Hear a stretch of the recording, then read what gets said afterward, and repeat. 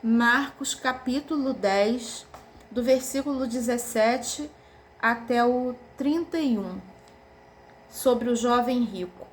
Quando Jesus ia saindo, um homem correu em sua direção e se pôs de joelhos diante dele e lhe perguntou: Bom mestre, que farei para herdar a vida eterna? Então a pergunta deste homem era: o que farei? A ênfase dele era em fazer alguma coisa para herdar a vida eterna. E Jesus fala para ele, lá em Mateus, que era para ele obedecer mandamentos. Aqui em Marcos, no versículo 18, respondeu-lhe Jesus: Por que você me chama bom? Ninguém é bom a não ser um que é Deus. Você conhece os mandamentos? Você conhece: não matarás, não adulterarás, não furtarás, os mandamentos. E o jovem respondeu para Jesus, o homem: eu já pratico tudo isso. Então ele se fiava nessa questão, que ele precisava fazer alguma coisa para herdar a vida eterna e que ele fazia boas ações. Ele já obedecia os mandamentos. Não é pelas obras que a pessoa faz que ela vai entrar no reino de Deus, que ela vai herdar a vida eterna. Não é pelas suas obras, por mais que essas obras sejam grandiosas. Não é. Não é por obedecer mandamentos que a pessoa vai herdar a vida eterna. Para herdar a vida eterna, precisa ser por meio de Jesus Cristo. Precisa ser através de Jesus Cristo. Ele fez o sacrifício na cruz para nos salvar. Todo o plano de salvação de Deus foi através de Jesus Cristo. Nós estamos numa época em que se comemora a Páscoa e muito se ouve falar sobre o sacrifício de Jesus na cruz para nos salvar e a sua ressurreição. E as pessoas mandam mensagens umas para as outras. Mas aqui nesse texto é importante tudo isso é muito importante. As obras são importantes, são aqui em Mateus 25. Mateus capítulo 25, versículo 37. Então os justos lhe responderão: Senhor, quando te vimos com fome, te demos de comer, ou com sede, e te demos de beber? Quando te vimos como estrangeiro e te acolhemos, ou necessitado de roupas e te vestimos? Quando te vimos enfermo ou preso e fomos te visitar? O rei responderá: digo-lhes a verdade, o que vocês fizeram a algum dos meus menores irmãos, a mim o fizeste. Aí no versículo 45 diz assim: e ele responderá: digo-lhes a verdade, o que vocês deixaram de fazer a alguns destes mais pequeninos, também a mim deixaram de fazê-lo. E estes irão para o castigo eterno, mas os justos para a vida eterna. Os justos são os que fizeram, o verbo é fazer. Então, teve boas ações. A Bíblia ensina que tem que ter as boas ações. Na carta de Tiago também fala que a fé sem obras é morta. Mostra a sua fé sem obras, que eu te mostro a minha fé através das minhas obras. Então tem que ter obra boa, tem que ter boas ações. É lógico que tem que praticar o bem. E os mandamentos têm que ser obedecidos mesmo. Existem princípios, normas de conduta, existem as reformas interiores que nós precisamos fazer. Nós precisamos ter atitude. Por isso que a Bíblia diz lá em Isaías que os pensamentos de Deus são mais altos do que os nossos. Significa que nós temos também o nosso livre-arbítrio. Nós temos os nossos pensamentos. Se os de Deus são melhores que os meus e mais altos, é porque eu tenho os meus. Então eu tenho que dar conta disso. Quando também fala daquela parábola da figueira que não produzia frutos, e pede-se um tempo para cuidar mais dela, e se ela não produzisse, continuasse não produzindo e ocupando a terra inutilmente, que ela iria ser cortada, lançada fora. João capítulo 15, o ramo que produz fruto, o pai poda, o pai corrige, o pai endireita os caminhos. Mas é por quê? Para a pessoa sofrer? Não, para ela produzir mais fruto ainda. Uma poda necessária da disciplina de Deus, que ele faz com os filhos e não com os bastardos. Agora, isso não é para sofrimento, isso é para educar a pessoa, para treinar a pessoa, para ela melhorar a cada dia. Então, existe sim um trabalho a ser feito. Existe eu melhorar a minha maneira de agir, eu fazer coisas boas, eu dar bons frutos, uma árvore que dê bons frutos, para que Deus conheça a árvore pelo fruto que ela dá. Mas é que fruto? É só fazer coisas? Não, é o fruto do Espírito Santo, é como eu faço essas coisas. Como? É com amor, bondade, benignidade. O amor envolve perdão, e perdão envolve diminuir o orgulho. Essas coisas que tem que ser questionadas. Então, fazer a obra é importante. Cumprir mandamentos é importante. Mas tinha um erro aqui na maneira de pensar, achando que só fazer obras e ter bons pensamentos e ter uma bondade no sentido de fazer boas ações e obedecer mandamentos, só isso bastasse. Ele achava que só isso estava bom. Quando Jesus fala para ele, eu estou requerendo isso de você, não falou assim, mas estava dando a ordem para ele, vai lá e faz isso que eu estou falando para você fazer, aí depois você volta aqui e me segue. E você vem de volta, você vem e me segue. Mas primeiro faz o que eu tô te falando. Ele não falou assim, ele falou como está aqui, que a gente já falou como está na Bíblia. Estou mostrando como que o jovem recebeu aquela ordem de Jesus, né? Aquela direção de Jesus, aquela ordem, já que ele se ajoelhou diante de Jesus e reconhecia a autoridade de Jesus.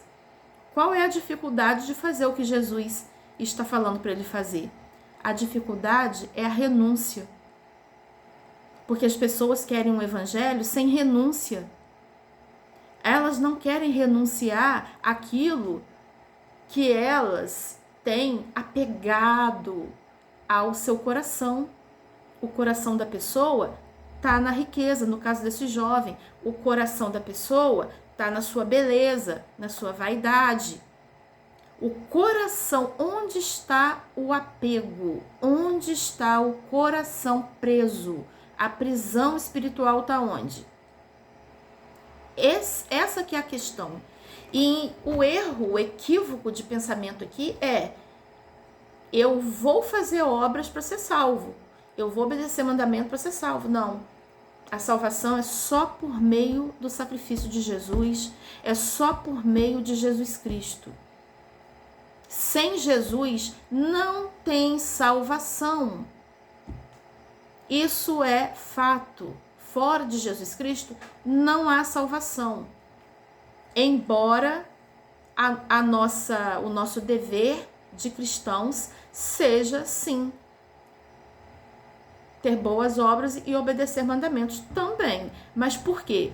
Por causa da minha maneira de crer no meu Senhor.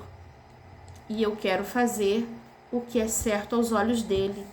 Porque agora não vivo eu, é Ele que vive em mim, é Cristo que vive em mim. E se não for Cristo, se não for luz, vai ser o quê? O contrário, vai ser treva. Porque fora de Jesus, o que vai ter? Não vai ter o caminho correto. Então eu tenho que sair de cena com meu ego, com meu eu. No caso do jovem aqui, ele tinha que sair de cena com esse apego a essas riquezas dele, como muitos fizeram, já que a gente tem relatos na vida hoje e na própria Bíblia, lá no livro de Atos, que as pessoas se desprendiam das suas terras para o bem comum. Então não estavam apegadas a nada de material, ao seu próprio ego, a querer ser melhor do que alguém. Elas não estavam apegadas a isso. Deus conhece o coração de cada um e conhecia o coração desse jovem. Deus sabe quem está apegado, quem não está apegado. Aqui o que diz em 1 Timóteo, capítulo 6, versículo 17. Ordene aos ricos deste mundo que não sejam arrogantes, nem ponham a esperança na incerteza da riqueza, mas em Deus, que de tudo nos provê generosamente para a nossa satisfação. Pronto. O problema não é a riqueza. O problema é endeusar a riqueza. O problema é colocar a esperança, a confiança numa coisa desse mundo passageira, transitória, e ficar apegado, botando dependência emocional nisso, em coisas, em pessoas, e não dar o devido lugar para Deus no seu coração. Se tiver esse apego, se tiver uma coisa, um ídolo tomando o lugar de Deus no nosso coração, esse ídolo tem que ser quebrado. Se o ídolo é o dinheiro, no caso do jovem aqui, era o dinheiro, o ídolo precisa ser quebrado. Se o ídolo é uma pessoa em quem eu me apoio, isso tira, isso rouba Jesus de mim, porque eu tô dando lugar mais para uma pessoa em vez de dar lugar para Deus. E se nós queremos realmente estar em Cristo e viver a vida eterna, e entrar no reino de Deus e fluir nas coisas de Deus, nós precisamos quebrar ídolos dentro do nosso coração. Nós não vamos rasgar o dinheiro, nós apenas vamos deixar de botar a dependência no dinheiro, olhar para o dinheiro como algo que me torne melhor que alguém, parar de colocar o foco nisso. E se Jesus pedir, deixa isso, deixa e vai seguir depois Jesus. Primeiro faz o que ele está falando. A mesma coisa o orgulho. A Bíblia diz, você tem alguma oferta para deixar no altar? Quer me oferecer alguma coisa? Você tem uma coisa para me oferecer? A sua bondade, ou você quer ajudar alguém, você tem uma oferta para deixar no altar? O que você está fazendo em meu nome para Deus? No caso de Deus falando para nós. O que você está fazendo em meu nome, que se chama de oferta, faz o seguinte: antes de você deixar sua oferta no altar, vai se reconciliar com a pessoa que você está sem reconciliação. Depois você volta e deixa a oferta no altar. Reconcilie-te com teu adversário enquanto estás a caminho com ele, porque existe um juízo. Então não deixa para a última hora, já vai logo quebrando o orgulho e vai se reconciliando. Mas eu não posso. A pessoa diz assim, não, mas eu não posso ir lá onde a pessoa está, por isso. Mas libera perdão, abençoa, ora pela pessoa, abençoando a vida da pessoa.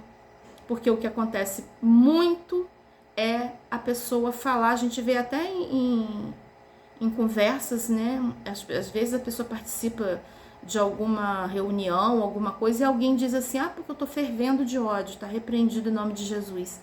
Olha o coração da pessoa como está. É igual um lixo que atrai mosca. Você bota o ódio ali, tá atraindo quem? O Espírito Santo, que não é, porque o Espírito Santo não tá na ira.